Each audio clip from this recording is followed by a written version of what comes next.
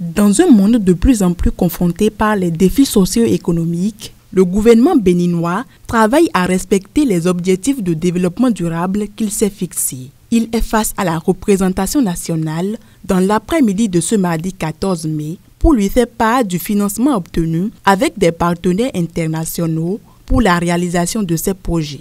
Et pour l'étude de fond de ce projet, la commission du plan, de l'équipement et de la production.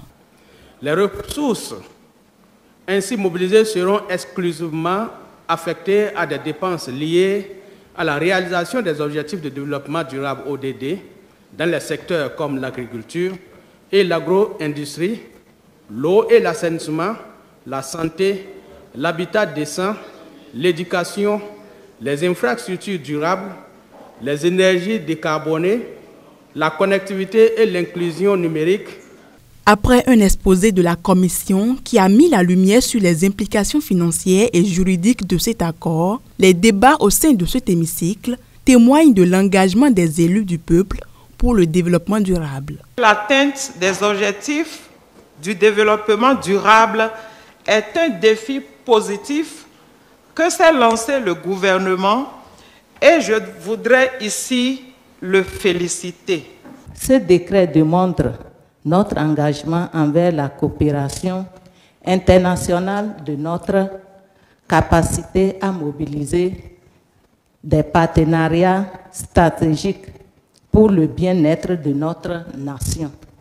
Notre examen reçoit l'accord favorable.